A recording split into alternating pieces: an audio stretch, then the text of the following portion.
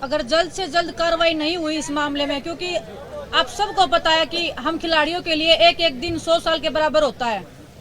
आज दूसरा दिन भी खत्म होने को जा रहा है, लेकिन अनफॉर्चुनेटली बोले या हमारा दुर्भाग्य मान लीजिए, हम खिलाड़ियों का दुर्भाग्य मान लीजिए कि अभी तक हमें एक संतुष्ट जवाब नहीं मिला है।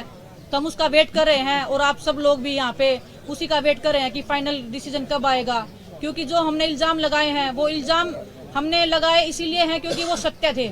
और आजकल हम जैसे बोल रहे थे कि हमारे पास 1-2 लड़कियां हैं जिनके साथ उन्होंने किया है, क्योंकि आज हमारे पास 5-6 लड़कियां आ गई हैं, विद प्रूफ है हमारे पास में उनके साथ में जो हुआ है। हमें मजबूर ना किया जाए सबके सामने आने के लिए। हम सब आत्मसम्मान को अपने बचाने के लिए लड़ाई लड़ रहे हैं। हम लड़कियों का आत्मसम्मान सबसे ज्यादा जरूरी है। हिंदुस्तान की बेटियां हैं। हम जनता के सामने आके ये बताना नहीं चाहते कि आपकी बहन बेटियों के साथ में क्या क्या हुआ है, मेरे साथ क्या हुआ है, किसी और के साथ में। हम XYZ किसी का नाम आगे नहीं लेके आना चाहते। मीटिंग में क्या सर, आपके सवालों का भी मैं जवाब देती हूँ। पहले मेरी बात सुन लीजिए। आपके बैठक का भी बताएंगे, आपको कमरे का भी बताएंगे। हमें अगर मजबूर किया गया तो कुश्ती का दुर्भाग्य होगा जिस दिन देश की बेटियां सामने आएंगी और अपना नाम लेके पूरी मीडिया के सामने बताएंगे कि हमारे साथ में हुआ था, विद प्रूफ हम आएंगे। लेकिन हम वही फिर से हम देश के प्रधानमंत्री जी से उम्मीद कर रहे हैं कि हमें इतना मजबूर ना किया जाए, इस देश की हिंदुस्तान की बेटियों को, इन खिलाड़ियों को इतना मजबूर ना किया जाए कि हमें ये काला दिन देखना पड़े खिलाड़ियों के लिए। ये कुश्ती की लड़कियां नहीं है सिर्फ, ये हिंदुस्तान की बेटियां हैं। और हिंदुस्तान में बेटियों को माता लक्ष्मी, माँ दुर्गा के नाम से पुकारा जाता है।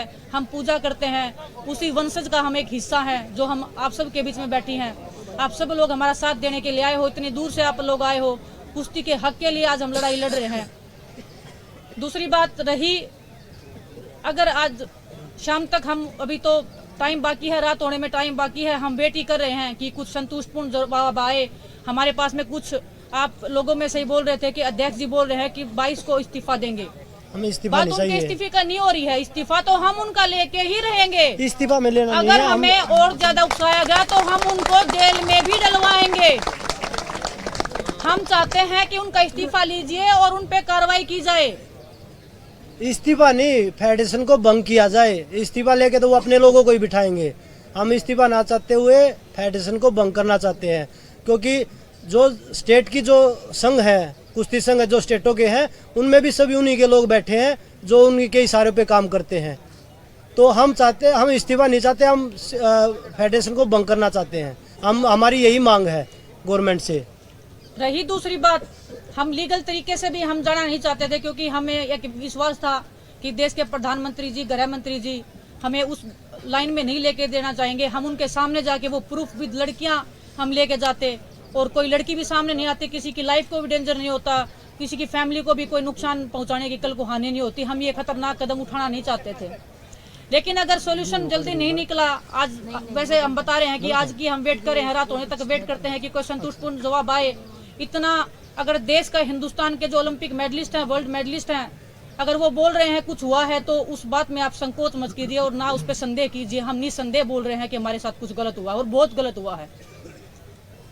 लड़कियों के साथ गलत हुआ है। और मैं आंखों में आंखें डाल के, आप अध्यक्ष जी को मेरे सामने लेके आइए। अगर वो 2 मिनट मेरे सामने बैठ जाएं तो मैं हिंदुस्तान की हर जनता को चैलेंज करती हूँ, उनको मेरे सामने 2 मिनट बिठा दीजिए और वो आंखों में आंखें डाल के बोल दीजिए कि हमने कुछ गलत नहीं किया है। अगर हमें मजबूर किया गया तो हम कल FIR भी दर्ज करवाएंगे, हम केस भी लड़ेंगे। लेकिन उसमें हिंदुस्तान के हजारों लड़कियों का, हजारों लड़कों का रेसलिंग का कैरियर खत्म होने की कगार पे हो जाएगा। हम उस दौर पे जाना नहीं चाहते, हम उस जगह पे जाना नहीं चाहते जो, क्योंकि हमें अगर यही इसी दौर पे जाना था तो हम अध्यक्ष जी को अध्यक्ष जी बने ही रहने देना चाहते थे, क्योंकि वो सब कर ही रहे थे। हमारा कैरियर तो वो खत्म कर ही रहे थे, हर लड़की का कैरियर खत्म कर रहे थे। यूपी की कुश्ती उन्होंने लड़कियों की खत्म कर डाली। ये शोषण के कारण ये कुश्ती खत्म हुई है, कोई रीजन नहीं है यूपी की आज महिला की रेसलिंग जो खत्म हो गई है। अब वो पीछे पड़े हैं महाराष्ट्र की लड़कियों के। आज मेरे पास केरला से भी फोन आए हैं, लड़कियां खुश हैं कि मैंने आवाज उठाई है। वो मुझे बधाई दे रही हैं कि दीदी पीछे मत हटना, हम आप सबके साथ खड़े हैं, इसी हौसले के साथ अब लगे रहना। आप सोचिए कि जहां केरला में कुश्ती का कोई नामो निशान भी, अगर आप देखोगे कि नेशनल में पार्टिसिपेशन होता है, किसी लड़की का, किसी लड़के का मेडल आता है तो उनके लिए एक ओलंपिक के मेडल के सम्मान एक जीत होती है। अगर वो लड़कियां भी अगर शोषण का शिकार हुई तो आप देख लीजिए कि ये लोग कहां तक फैले हुए हैं।